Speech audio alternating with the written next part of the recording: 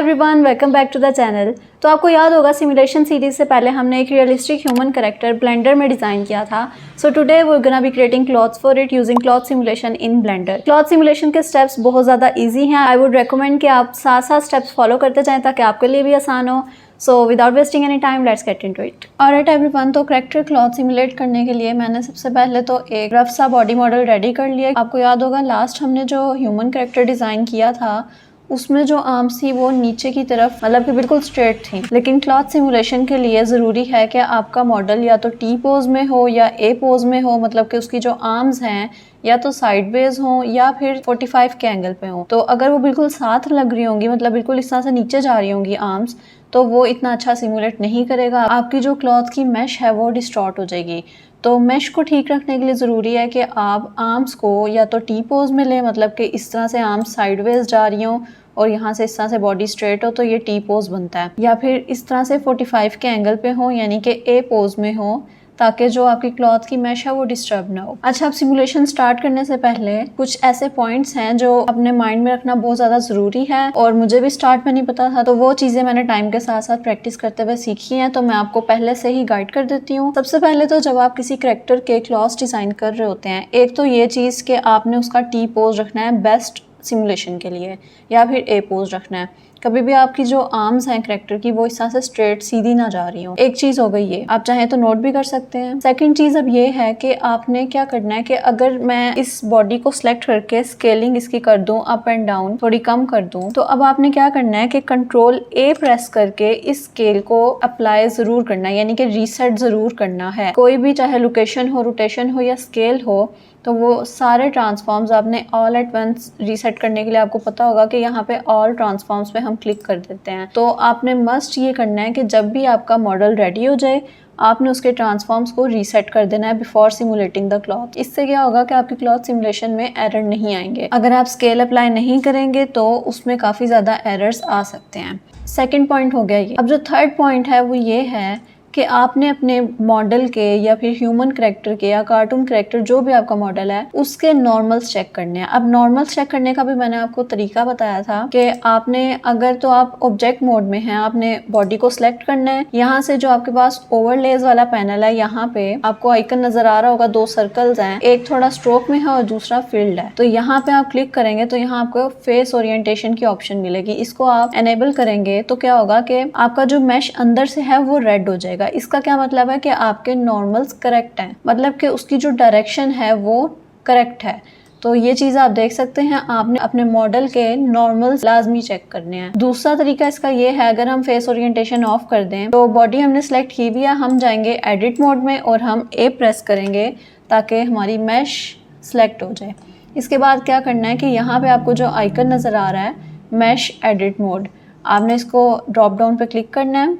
यहाँ पे नॉर्मल्स में आपको ये जो ऑप्शन मिल रही है, अब आप देखेंगे मैंने इसे एनेबल कर दिया है। इसका साइज चाहे तो कम ज़्यादा कर सकते हैं, तो मैं इसको इतना ही रखती हूँ। आप देख सकते हैं कि इसके जो नॉर्मल्स हैं वो इस तरह से बाहर की तरफ पॉइंट कर रहे हैं, मतलब कि इसकी जो डायरेक्शन है वो भी करेक्ट है। तो इस तरह से आप चेक कर सकते हैं। अगर ये बाहर ना पॉइंट कर रहे होते, अंदर कर रहे होते, तो उसका सिंपली सोल्यूशन यही था कि आपने शिफ्ट एन प्रेस करके रिकैलकुलेट आउटसाइड कर देना था। एक वो तरीका था। इसी तरह दूसरा तरीका ये है कि आपने मैश पे जाना था, यहाँ से नॉर्मल्स में जाना था और यहाँ से आप रिकैलकुलेट आउटसाइड, रिकैलकुलेट इनसाइड कुछ भी कर सकते हैं, इट्स अप टू यू। यहाँ पे आपको नजर भी आ रहा होगा कि आपके पास शिफ्ट एन शॉर्टकट है रिकैलकुलेट आउटसाइड के लिए और शिफ्ट कंट्रोल एन है रिकैलकुलेट इनसाइड के लिए। तो अभी हमारे जो नॉर्मल्स हैं उनकी डायरेक्शन सही है, मतलब कि वो बाहर की साइड पे पॉइंट कर रहे हैं, तो मतलब कि इनकी डायरेक्शन करेक्ट है। तो हमें इस वक्त इसको रिकैलकुलेट करने की जरूरत नहीं है, तो मैं इसको सिंपली टर्न ऑफ कर दूंगी और ऑब्जेक्ट मोड में वापस चली जाऊंगी।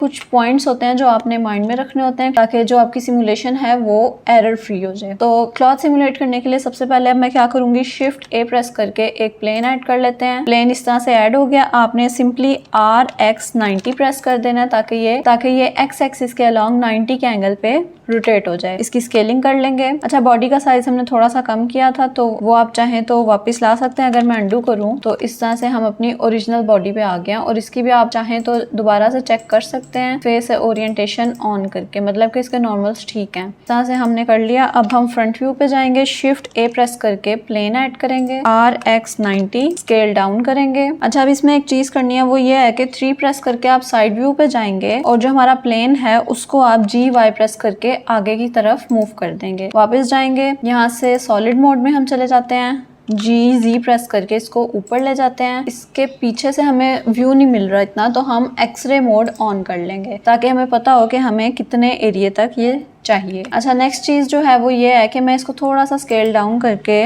GZ ऊपर की तरफ मूव कर दूंगी और आर्म्स के अकॉर्डिंग इसका साइज सेट कर दूंगी। GZ SX एक्स एक्सिस के अलॉन्ग मैंने थोड़ी सी इसकी स्केलिंग कर दी सेट। इसी तरह अब आपने सिंपली क्या करना है कि एडिट मोड में जाना है, यहाँ से कंट्रोल R प्रेस करके एक लूप कट ऐड करना है और इस लूप कट को हम थोड़ा सा यहाँ पे मूव कर लेंगे। अच्छा, मुझे लगता है इसके जो स्लीव्स वाला पोर्शन है वो अभी भी कम है, तो मैं SX करके थोड़ा सा इसको स्केल अप कर लूंगी। अब अगर हम एडिट मोड में जाएं और हमने जो लूप कट ऐड किया था इसको हम GX प्रेस करके सेट कर लेंगे। इसी तरह राइट साइड पे भी कंट्रोल R करके एक लूप कट ऐड कर लेंगे और इसको भी इक्वली प्लेस कर देंगे। अच्छा, अब करना क्या है कि हम एज सिलेक्शन मोड में जाएंगे और इस एज को सिलेक्ट करके EZ पे क्लिक कर देंगे ताकि हमारी जो एक्सट्रूजन है वो Z एक्सिस के अलॉन्ग हो जाए। अच्छा, इसको थोड़ा सा और नीचे मूव कर देती हूँ मैं। अच्छा, अब इसमें एक और पॉइंट जो आपने जहन में रखना है, 3 पॉइंट्स मैंने आपको पहले बताया। अब एक और पॉइंट है, वो ये है कि आप जब भी क्लॉथ सिमुलेट कर रहे होंगे तो आपने उसका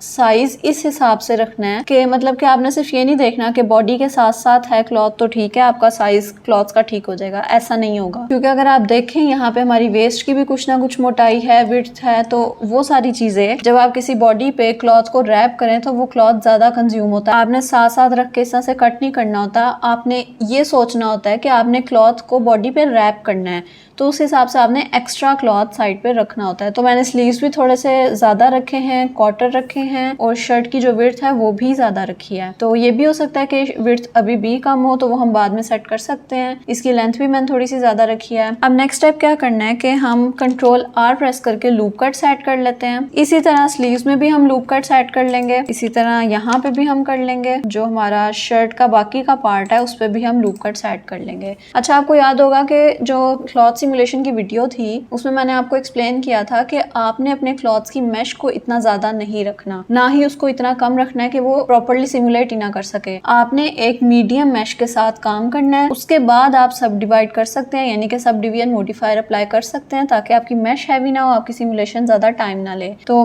इसलिए मैंने इतनी सी मेश रख ली है। अब नेक्स्ट स्टेप क्या है कि यहाँ पे मैं जूम इन करूंगी फेस सिलेक्शन मोड में। जो सेंटर वाले कुछ फेसेस हैं इनको मैं सिलेक्ट कर लूंगी, इनको डीसिलेक्ट कर देते हैं, मेरा ख्याल है कुछ इस तरह से हम सिलेक्ट करेंगे और चलें ये सारे फेसेस हम सिलेक्ट कर लेते हैं। इन सब फेसेस को मैं डिलीट कर दूंगी। अच्छा, अब जो नेक्स्ट स्टेप है वो ये है कि मुझे इस तरह से कॉर्नर्स नहीं चाहिए, मुझे राउंड चाहिए नेकलाइन। तो मैं कॉर्नर्स को राउंड करने के लिए सिंपली स्कल्प मोड में जाऊंगी। यहाँ से आपने मेक श्योर करना है कि ये जो मिरर आपको नजर आ रही है, मिरर की ऑप्शन, इसमें XYZ 3 ऑप्शन है आपके पास। तो ऑब्वियसली हम X एक्सिस पे काम कर रहे हैं इस वक्त, तो X को हम ऑन कर देंगे और जो हमारा स्मूथ ब्रश है वो हमने सेलेक्ट किया हुआ है। स्ट्रेंथ आप इसकी सेट कर सकते हैं, साइज भी सेट कर सकते हैं और इस तरह से मैं इसको सेट कर दूंगी।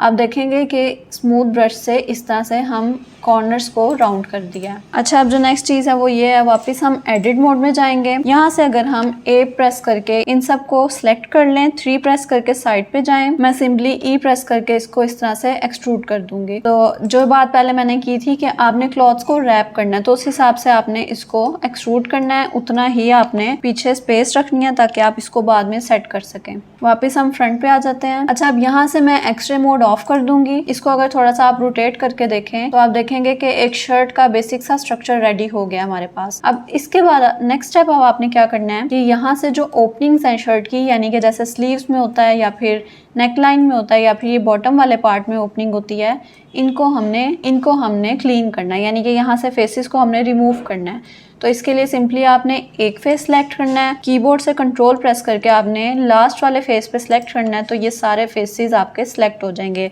आपको 1 बाय 1 शिफ्ट प्रेस करके सेलेक्ट करने की ज़रूरत नहीं पड़ेगी। अब मैं कीबोर्ड से डिलीट प्रेस करूंगी और फेस पे क्लिक कर दूंगी। तो आप देख सकते हैं हमारी इस तरह से शर्ट की ओपनिंग हमारे पास आ गई है। नेक्स्ट हम स्लीव से भी यही काम करेंगे।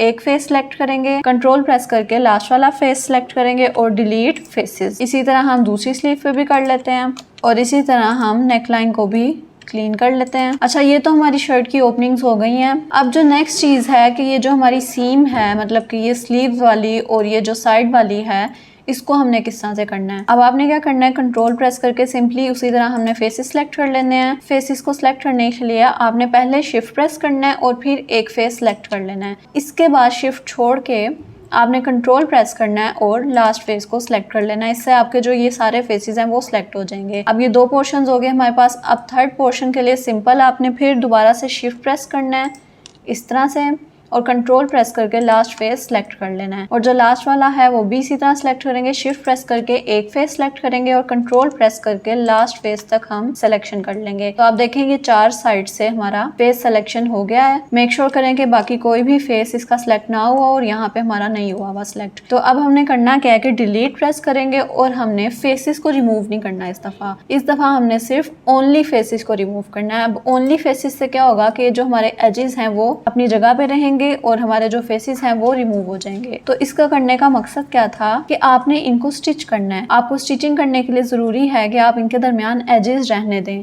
अगर आप एजेस नहीं रखेंगे तो वो उस तरह से स्टिच नहीं हो सकेगा। तो ओपनिंग्स हमने जहां जहां चाहिए थी वहां से हमने फेसेस को डिलीट किया है और जहां पे हमें सीम चाहिए थी या फिर हमें स्टिच करना था उसके लिए हमने सिर्फ फेसेस को डिलीट किया था। एजेस हमारे एज इट इज हैं। अच्छा, अब नेक्स्ट स्टेप क्या है कि ऑब्जेक्ट मोड में हम जाते हैं। सबसे पहले तो आपने मेक श्योर कर लेना है कि कंट्रोल ए प्रेस करके इसके ट्रांसफॉर्म्स रीसेट कर लेने हैं। इसके बाद जो नेक्स्ट स्टेप है वो एडिट मोड में जाके ए प्रेस करके आपने इसके नॉर्मल्स को देखना है क्या वो अपनी पोजीशन पे हैं। अभी हमारे पास जो नॉर्मल्स की डायरेक्शन थी वो अंदर की तरफ थी। कीबोर्ड से मैंने जब शिफ्ट एन प्रेस किया, आप देखेंगे यहाँ पे आपको शो हो रहा है शिफ्ट एन प्रेस करते ही हमारे जो आउटसाइड के नॉर्मल्स है वो रिकैलकुलेट हुए हैं और उनकी डायरेक्शन बाहर की तरफ हो गई है। तो नॉर्मल्स की डायरेक्शन भी हमारी सेट हो गई है। इसको हम ऑफ कर देते हैं और ऑब्जेक्ट मोड में वापस आ जाते हैं। तो हमारी ट्रांसफॉर्म्स भी रीसेट हो गए हैं और नॉर्मल की डायरेक्शन भी सेट हो गई है। अब नेक्स्ट स्टेप क्या करना है कि आपने फिजिक्स पैनल में जाना है और यहाँ से क्लॉथ पे क्लिक कर देना है। क्लॉथ पे तो हमने क्लिक कर दिया और अगर अब हम एनिमेशन प्ले करें, आप देखें वो फॉल करेगा। फॉल क्यों कर रहा है? क्योंकि हमने इसकी सेटिंग्स अभी तक सेट नहीं की। और दूसरी चीज़ ये कि हमने बॉडी पे कोई कोलाजन ऐड नहीं की, तो वो जो क्लॉथ है हमारा वो पास थ्रू कर रहा है बॉडी से, वो कोलाइड नहीं कर रहा। तो सिंपली आपने बॉडी को सिलेक्ट कर लेना और फिजिक्स पैनल में यहाँ कोलाजन अप्लाई कर देना है। नेक्स्ट स्टेप अब आपने क्या करना है कि इसकी जो थिकनेस इनर और आउटर है उसको हम फिलहाल ऐसे ही रहने देंगे। बाद में हम साथ साथ जब एनिमेशन प्ले करेंगे तो जितनी हमें रिक्वायर्ड होगी उतनी ही हम चेंज करेंगे। वापस हम अपनी शर्ट पे आते हैं। इस पे जो क्लॉथ है हमारा, अगर हम नीचे स्क्रॉल करें, यहाँ पे आपने सिंपली क्या करना है कि जो शेप टैब में सोइंग की ऑप्शन है हमारे पास, उसे एनेबल कर देना है। अब जो हमारे एजेस हैं वो आपस में स्टिच हो जाएंगे। तो नेक्स्ट स्टेप अब आपने क्या करना है कि कोलाजन टैब में सेल्फ कोलाजन को एनेबल कर देना है। अभी सिर्फ इतनी सेटिंग्स के बाद अगर हम एनिमेशन प्ले करें तो आप देखेंगे कि हमारी शर्ट इस तरह से सिमुलेट हुई है, विच इज़ नाइस एक्चुअली। तो इसको थोड़ा और बेहतर बनाते हैं। अभी आप देख रहे हैं, अगर हम गौर से देखें तो इसकी जो सिमुलेशन है वो भी इतनी अच्छी नहीं है। मतलब कि स्टिचेस आप देख सकते हैं काफ़ी ज़्यादा लूज हैं। इसी तरह जो कोलाजन की क्वालिटी है वो भी काफ़ी ज़्यादा वीक है, मतलब कि वो कोलाइड कर रहा है। तो सिंपली आपने क्या करना है कि कोलाजन टैब में जो इसकी क्वालिटी है वो हम इंक्रीज कर देते हैं 8 पे। अब अगर हम दोबारा एनिमेशन प्ले करें तो आप देखेंगे कि अब वो शर्ट जो है वो बॉडी से पास नहीं कर रही। इसी तरह अगर हम एक और चीज़ करें कि यहाँ जो मैक्स सोइंग फोर्स है इसको हम इंक्रीज़ करें, अगर हम इसकी वैल्यू 5 पे सेट करें और एनिमेशन को दोबारा प्ले करें तो आप देखेंगे कि अब शर्ट सही तरह सिमुलेट नहीं हो रही। मतलब कि इसकी वैल्यू अगर हम वापस कर दें 0 पे और एनिमेशन को दोबारा प्ले करें तो ये हमारे पास कुछ इस तरह से आ रही है।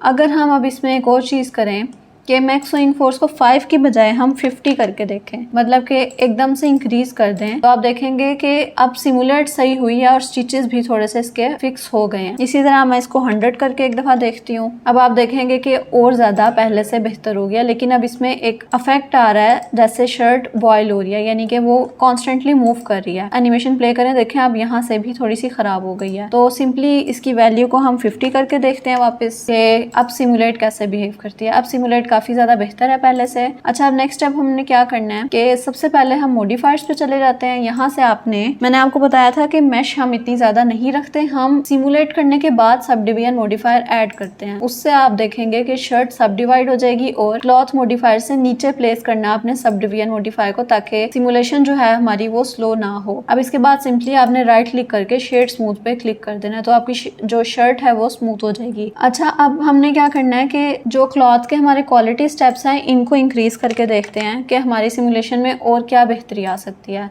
और कितनी बेटर सिमुलेशन हम अचीव कर सकते हैं। तो क्वालिटी के बाद भी काफ़ी बेहतर लग रही है मुझे। आपको याद होगा मैंने स्टार्ट में बताया था कि शर्ट को आपने इस तरह से मेजर करना है कि आपकी जो बॉडी है उसके अराउंड रैप करना है अपने क्लॉथ को। तो अब आप देख रहे हैं कि मैंने साइड पे काफ़ी ज़्यादा एक्स्ट्रा प्लेन रखा था, तो वो रैप होने के बाद अभी भी शर्ट काफ़ी ज़्यादा टाइट है, मतलब कि काफ़ी फिटिंग वाली है। तो इस हिसाब से आपने अपना जो प्लेन है, अपनी मैश है, उसको मेजर करना होता है। आपने अंदाजे से, मतलब कि मैश को इतना एक्स्ट्रा मार्जिन देना होता है कि वो जब रैप हो जाएगी तो वो कितनी लूज होगी। प्रैक्टिस के साथ साथ आपको ये चीज़ें ठीक से आती जाएंगी। अच्छा, इसमें जो सेल्फ कोलेजन का पैनल है, इसका डिस्टेंस अगर मैं कम कर दूँ, मतलब बिल्कुल जो लोएस्ट है 0.001 सेट करूँ और मैं एनिमेशन दोबारा प्ले करूँ, तो बेसिकली होगा क्या कि जो सेल्फ कोलेजन में डिस्टेंस है वो कम हो जाएगा, मिनिमाइज हो जाएगा। इसी तरह अगर मैं ऑब्जेक्ट कोलेजन का डिस्टेंस भी कम करूँ और एनिमेशन को दोबारा प्ले करूँ, तो अब आप देख सकते हैं कि शर्ट हमारी बॉडी से पास कर रही है। तो मैं इसको अंडू कर दूंगी ताकि हमारा डिस्टेंस जो पहले था उसी पे सेट हो जाए। अब हमारी जो शर्ट है वो बॉडी से पास नहीं कर रही। आपने जब मैश एक्स्ट्रा रखनी है तो इससे क्या होगा कि जो आपके स्टिचेस हैं उनके पास भी इतना मार्जिन होगा कि वो इस तरह से लूज स्टिच नहीं होंगे, वो काफ़ी क्लोज होंगे।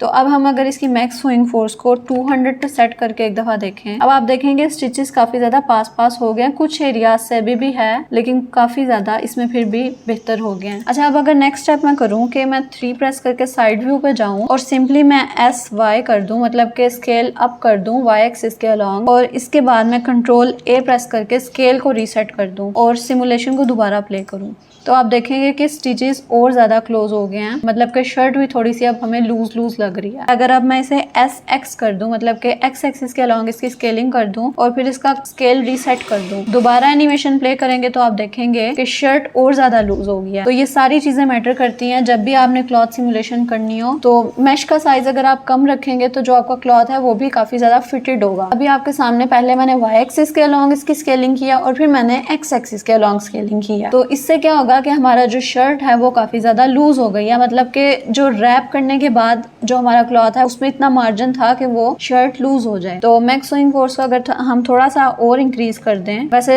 300 इज टू मच, लेकिन फिर भी अगर हम इसे सेट करके देखें, यहाँ से काफ़ी ज़्यादा स्टिचेस हमारे परफेक्टली डन हैं। आप देख सकते हैं कि बिल्कुल साथ हुए हैं। आप जूम करके भी देखें तो आपको नजर आ रहा होगा काफ़ी ज़्यादा साथ है, कोई गैप नहीं है। लेकिन जो हमारा स्लीव्स वाला एरिया है, जो हमारी आर्मपिट्स हैं, वहाँ से अभी भी काफ़ी ज़्यादा मार्जिन है। तो आप साइज को मजीद इंक्रीज करके भी सेट कर सकते हैं। अगर आपको फिटिंग वाले क्लोथ्स चाहिए तो वो आपको सेट करना पड़ेगा। अगर आप मैश का साइज कम रखेंगे तो वो फिटिंग होगी, लेकिन उसमें आपकी स्टिचिंग इतनी ज़्यादा अच्छी नहीं होगी। उसके जो एजेस हैं उसमें आपको बहुत ज़्यादा गैप्स मिलेंगे। तो अब आपने बेसिकली करना क्या है कि अगर हम इस पे सबसे पहले तो मटेरियल ऐड कर लें कोई। अब अगर हम मटेरियल प्रीव्यू मोड में जाएं तो आप देखेंगे हमारा क्लॉथ इस तरह से शो हो रहा है और अभी ये काफ़ी ज़्यादा ना थोड़ी सी सिलिकॉन टाइप लुक दे रहा है। तो आपने सिंपली इसकी रफनेस को इंक्रीज कर देना ताकि ये क्लॉथ वाली लुक दे हमें। अच्छा, हमारे पास काफ़ी ज़्यादा ऐसे नोट सेटअप्स भी होते हैं जिसमें आपको रियलिस्टिक क्लॉथ मिलता है, मतलब कि उसके जो थ्रेड्स की वीविंग होती है या फिर जो क्लॉथ का एक रियलिस्टिक टेक्सचर होता है, तो वो भी आप अचीव कर सकते हैं using the note setup.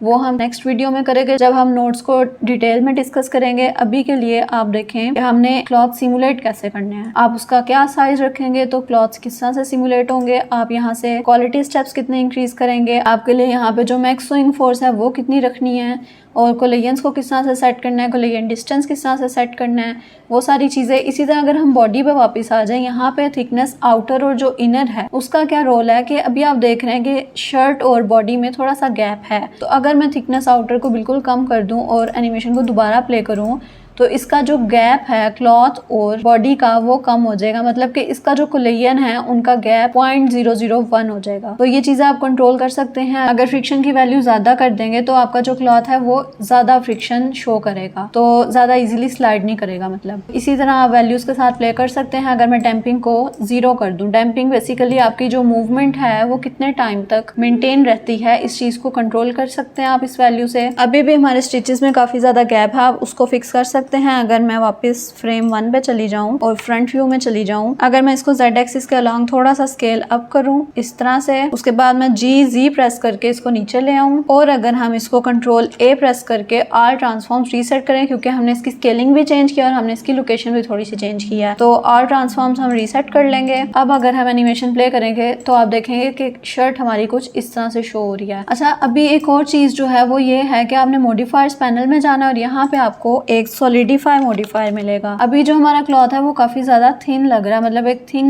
Layer लग रही है, तो उस चीज को कंट्रोल करने के लिए आपने सिंपली सॉलिडिफाई मॉडिफायर अप्लाई करना और यहाँ से आपने इवन थिकनेस को ऑन कर देना है। इससे क्या होगा कि आपका जो क्लॉथ है वो हर एरिया से इवनली थिक होगा। तो आप इसकी थिकनेस को इंक्रीज भी कर सकते हैं। हमें इतनी ज्यादा थिक शर्ट नहीं चाहिए, हमें बहुत माइनर सी थिकनेस चाहिए, तो आप वो मैनुअली सेट कर सकते हैं कुछ इस तरह से। अब आप जूम करके देखें तो आपको नजर आ रहा है आपकी जो शर्ट है वो थोड़ी सी थिक हो गई है, मतलब कि लग रहा है कि वो वाकई पीस ऑफ क्लॉथ है। अगर हम सिर्फ मैक्स सोइंग फोर्स मजीद इंक्रीज करें, मतलब कि 400 पे सेट करें और इसको दोबारा प्ले करें, तो काफी ज्यादा हमारी सिमुलेशन बेहतर हो सकती है। ये वही चीज है जो मैंने आपको एक्सप्लेन की थी कि आपके स्टिचेस कितने ज्यादा स्ट्रॉन्ग हैं। अब आप देख रहे हैं कि जो शर्ट की साइड्स हैं वहां से स्टिचेस काफी ज्यादा स्ट्रॉन्ग हैं, लेकिन यहाँ से अभी भी थोड़ा सा मार्जिन है, तो इस चीज को मजीद हम फिक्स करने की कोशिश करते हैं। आप वैल्यूज के साथ प्ले कर सकते हैं। आप इस तरह से जो मैश का हमारा साइज है उसको चेंज कर सकते हैं। मैं थोड़ा सा Z एक्सिस के अलॉन्ग इसको स्केल अप करूंगी और अब हम दोबारा प्ले करके देखते हैं इसका क्या इफेक्ट आ रहा है। अच्छा, स्टिचेस आप देख सकते हैं काफी ज्यादा बेहतर हुए हैं पहले से, तो इसी तरह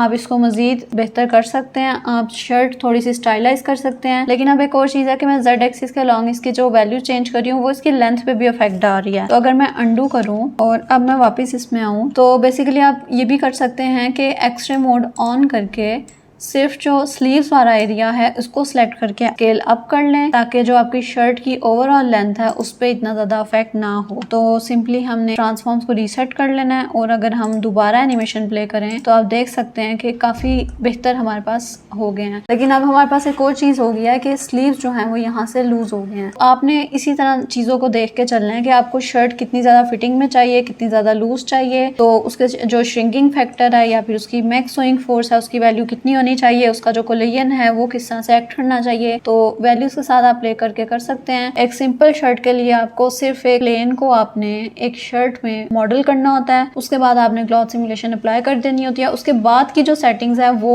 it's totally up to you. मतलब अब मैं अगर फर्स्ट फ्रेम पे चली जाऊं और मैं इसको थोड़ा सा डिजाइन करना चाहती हूँ, तो मैं सिंपली एडिट मोड में जाऊंगी, जो बॉटम वाले फेसेस हैं इनको सिलेक्ट कर लूंगी। मटेरियल में यहाँ पे अगर मैं न्यू मटेरियल ऐड करना चाहूँ इस एरिया में, तो मैं डिफरेंट कलर्स के साथ प्ले कर सकती हूँ। अगर मैं यहाँ से कोई भी रैंडम कलर चूज़ कर लूँ और इसको असाइन कर दूँ, मतलब कि इस पोर्शन में हमारे पास ये कलर असाइन हो जाएगा।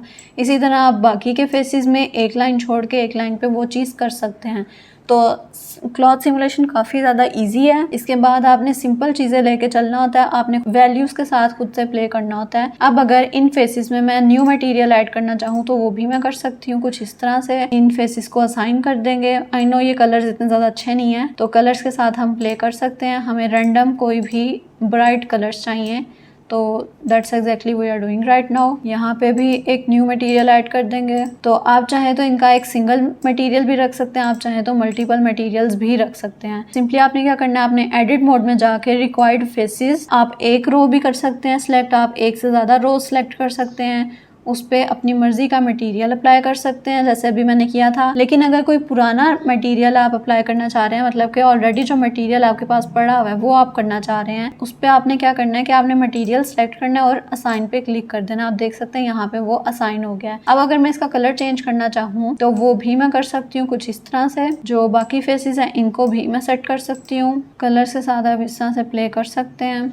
अगर वापस ऑब्जेक्ट मोड में जाएं और एनिमेशन को प्ले करें तो आप देखेंगे आपकी शर्ट कुछ इस तरह से शो हो रही है। तो रफनेस इसकी मैं थोड़ी इंक्रीज कर देती हूँ। काफी ज्यादा शाइनी मटेरियल है ये हमारे पास, हम इन सब की रफनेस को इंक्रीज कर देते हैं। अब एक और चीज कि हमारा सिर्फ फ्रंट साइड पे वो चीज आई है जो हमने मटेरियल्स अप्लाई किए हैं, तो यही चीज आप बैक साइड पे भी कर सकते हैं। अगर आप चाह रहे हैं कि फ्रंट और बैक इकट्ठे हो, सिंपली क्या करना है, फ्रेम 1 पे जाना है, एडिट मोड में जाना है और यहाँ से आपने सॉलिड मोड में जाके एक्सरे मोड ऑन कर लेना है। इससे जब आप सिलेक्शन करेंगे तो आपके फ्रंट फेसेस भी सिलेक्ट होंगे और बैक साइड वाले फेसेस भी सिलेक्ट होंगे। तो आप जो भी मटेरियल अप्लाई करेंगे वो आपका फ्रंट पे भी अप्लाई हो जाएगा और बैक साइड पे भी अप्लाई हो जाएगा। अब एनिमेशन प्ले करें तो आप देखेंगे कि हमारी जो शर्ट का मटेरियल है वो हमें कुछ इस तरह से शो हो रहा है। तो ये हमारे पास शर्ट हो गया। इसी तरह अगर आप लोअर्स भी डिजाइन करना चाहते हैं तो वो भी बहुत ज्यादा इजी है। अगर मैं फिलहाल इसको हाइड कर दूं एज प्रेस करके और फ्रंट व्यू में जाऊं, यहाँ से अगर आप शिफ्ट ए प्रेस करके प्लेन ऐड करें, RX90 स्केल डाउन कर लें थोड़ा सा। अच्छा, यहाँ पे हम चीजों को थोड़ा सा ना अलग तरीके से लेके चलेंगे। इसमें हम मिरर मॉडिफायर का यूज करेंगे। शर्ट तो हमने डिजाइन कर लिया, लेकिन अगर हमने लोअर्स डिजाइन करने हो तो उसके लिए हम क्या करेंगे, सबसे पहले तो आपने एडिट मोड में चले जाना है और ए प्रेस करना है ताकि मैश हमारी सिलेक्ट हो जाए। मॉडिफायर्स में जाके आपने ऐड मॉडिफायर करना है मिरर। यहाँ से आपको मिरर मॉडिफायर मिल जाएगा। सिंपली आपने एक्स एक्सिस के अलोंग कर देना है और GX प्रेस करके इस तरह से इसको साइडवेज आपने सेट कर लेना है। क्लिपिंग आपने एनेबल कर देनी है। इससे क्या होगा कि आपके जो भी ये फेसेस हैं वो ओवरलैप नहीं होंगे। तो इस तरह से हमने जितनी आपको रिक्वायर्ड है उतना आपने सेट कर लेना है। ए प्रेस कर लेना है। साइड व्यू में जाके हम इसको GY प्रेस करके इस तरह से आगे मूव कर देंगे। GZ प्रेस करके ऊपर मूव कर देंगे। अब अगर हम फ्रंट व्यू में आए तो वर्टेक्स सिलेक्शन मोड में बेसिकली आपने एक्सरे मोड ऑन कर लें। यहाँ से आपने अपने एजेस को सिलेक्ट करना है। जो हमारा ये वाला एज है इसको ऊपर जाने की जरूरत है। यहाँ पे भी आपने थोड़ा थोड़ा मार्जिन रखना है कि आपका जो भी क्लॉथ है वो रैप होगा बॉडी पे, तो उस हिसाब से आपने मार्जिन रखना है। इसको भी मैं थोड़ा सा ऊपर मूव कर लेती हूँ। अब जो नेक्स्ट चीज है वो ये है कि मैं यहाँ पे एक लूप कट ऐड करूंगी वर्टिकली। जो हमारा लेग्स वाला एरिया है उसको मॉडल करने के काम आएगा। आपने नीचे वाले 2 वर्टिसेस को सिलेक्ट करना है। आपने एक्सट्रूड करना है अलोंग Z एक्सिस। आप चाहे तो फुल पैंट्स भी बना सकते हैं, आप चाहे तो शॉर्ट्स भी मॉडल कर सकते हैं, इट्स अप टू यू। तो अभी तक मैं इसको यहाँ तक मीडियम लेंथ पे लेके चलूंगी। यहाँ से आपने क्या करना है कि स्केल अप कर लेना है अलोंग X एक्सिस। कुछ इस तरह से हम इसे स्केल कर लेंगे। जो हमारा ये वाला वर्टिस है इसको भी थोड़ा सा इस तरह से मूव कर देंगे ताकि हमारे पास मार्जिन हो क्लॉथ को रैप करने का। कुछ इस तरह से हम लेकर चलेंगे। थोड़ा सा जूम करके मजीद इसको हम क्लोज कर लेंगे। सबसे पहले तो जो हमारा ये वाला लूप कट था इनके वर्टिसेस को हम इक्वली प्लेस करेंगे ताकि इनका डिस्टेंस इक्वल हो। अब नेक्स्ट चीज क्या करनी है कि आपने लूप कट्स ऐड करने हैं इस तरह से। आप देख रहे हैं कि मैंने मिरर मॉडिफायर अप्लाई किया था तो एक साइड पे जो भी मैं वर्किंग कर रही हूँ वो ऑटोमेटिकली दूसरी साइड पे हो रही है। तो इसी तरह मैं लूप कट्स यहाँ पे ऐड कर रही हूँ, लेफ्ट साइड पे भी वो ऑटोमेटिकली ऐड हो रहे हैं। अब आपने सिंपली करना क्या है कि ए प्रेस करना है, आपकी मैश सेलेक्ट हो जाएगी। 3 प्रेस करके साइड व्यू में जाना है और इसको एक्सट्रूड कर लेना है बाय प्रेसिंग E। कुछ इस तरह से वापस हम ऑब्जेक्ट मोड में चले जाएंगे और एक्सरे मोड को ऑफ कर देंगे। अब हमारे पास एक इस तरह सिंपल सा मॉडल रेडी हो गया। अगर हम वापस एडिट मोड में जाएं और फेस सिलेक्शन मोड में जाएं तो वही काम हमने करना है जो हमने शर्ट पे किया था। हमने ओपनिंग्स को क्लीन करना है, यानी कि फेसेस को सिलेक्ट करके रिमूव करना है। तो आप देखेंगे अपर ओपनिंग जो है हमारी वो क्लीन हो गई है। इसी तरह जो बॉटम वाली है उसको भी हम कर लेते हैं। अब जो नेक्स्ट चीज़ है, जो स्टिचेस हैं जहाँ पे हमारे स्टिचेस आएंगे, उस चीज़ को करने के लिए आपने सिंपली इस तरह से करना है, डिलीट ओनली फेसेस। और जो सेंटर वाले हैं फेसेस उनको भी आपने सेलेक्ट कर लेना है और डिलीट ओनली फेसेस। तो आप देखेंगे कि कुछ इस तरह से हमारे पास आ गए। यहाँ पे अभी भी एक फेस रहता है तो इसको भी हम डिलीट ओनली फेसेस कर लेंगे। तो हमारे फेसेस क्लियर हो गए हैं। सिर्फ हमारे पास फ्रंट और बैक साइड वाला क्लॉथ रह गया है, मैश रह गई है। अब अगर हम फ्रंट व्यू पे जाएं, यहाँ से हमने कंट्रोल A ऑल ट्रांसफॉर्म्स कर लेना है और हमने एडिट मोड में मेक श्योर करना है कि इसके नॉर्मल्स की डायरेक्शन ठीक हो। अब आप देखेंगे इसकी नॉर्मल्स की डायरेक्शन अंदर की तरफ है, मतलब कि ये ठीक नहीं है। तो simply you have to press shift N और आपकी जो नॉर्मल्स की डायरेक्शन है वो बाहर की तरफ हो जाएगी, मतलब आपकी जो मैश का आउटसाइड है वो रिकैलकुलेट हो जाएगा। तो इसको हम टर्न ऑफ कर देते हैं। वापस हम ऑब्जेक्ट मोड में जाते हैं। अब अगर हम मटेरियल प्रीव्यू में जाएं, यहाँ से हम सिंपली मटेरियल ऐड कर लेंगे। अगर आप न्यू मटेरियल ऐड नहीं करना चाहते तो आप यहाँ से प्रीवियस मटेरियल्स भी ऐड कर सकते हैं।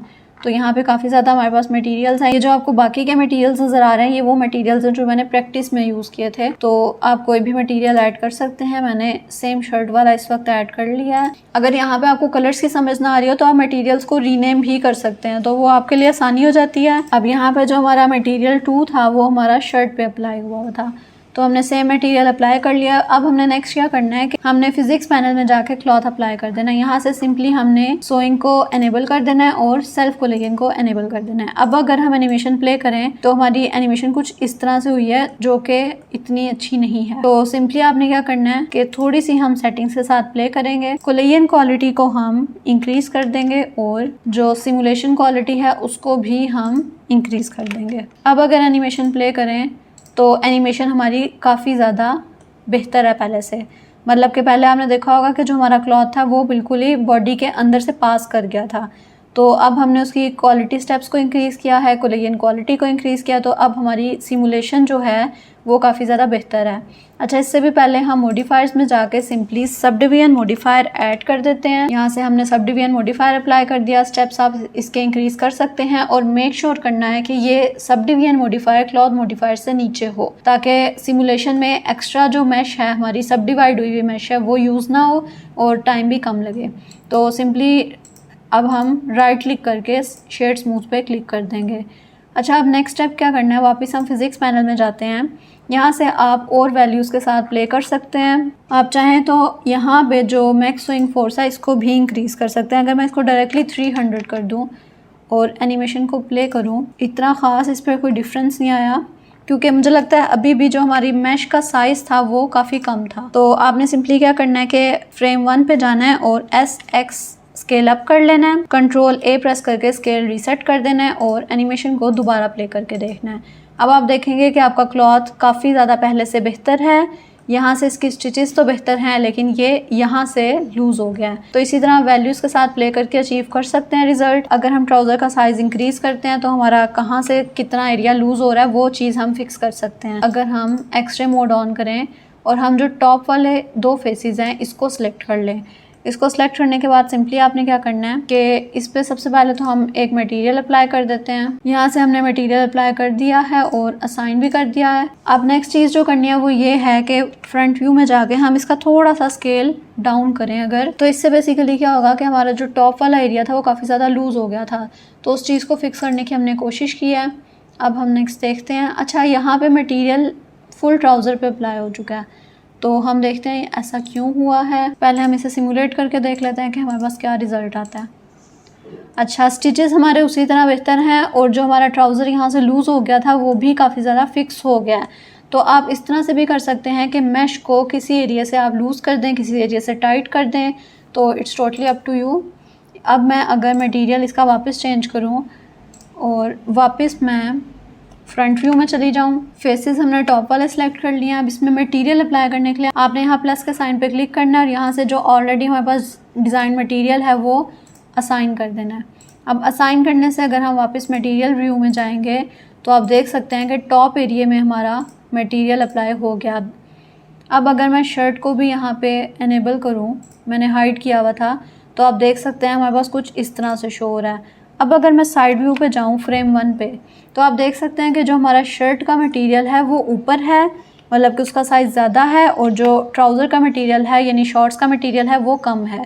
तो इसी तरह जब हम सिमुलेशन प्ले करेंगे तो शॉर्ट्स हमें नीचे शो हो रही हैं और शर्ट जो है वो हमारी ऊपर है। अगर आप शर्ट को टक इन करना चाहते हैं तो वो आप कर सकते हैं। आप फ्रेम 1 पे जाएंगे, आप 3 प्रेस करके साइड व्यू पे जाएंगे और आप शर्ट का साइज़ कम रखेंगे, मतलब कि वो ट्राउज़र के अंदर अंदर आ रहा होगा, और जो ट्राउज़र है हमारा या शॉर्ट्स हैं या जो भी लोअर्स हैं वो आप थोड़ा सा साइज़ बड़ा रखेंगे, शर्ट के ऊपर रखेंगे, ताकि वो शर्ट हमारी जो है वो टक इन हो जाए।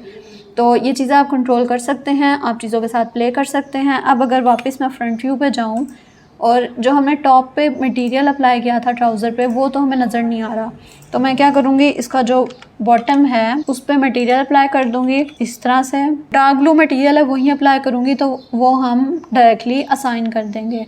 वापस हम एक्सरे मोड ऑफ करेंगे और मटेरियल पे जाएंगे। यहाँ से हम ऑब्जेक्ट मोड में वापस जाएंगे और एनिमेशन प्ले करके देखते हैं।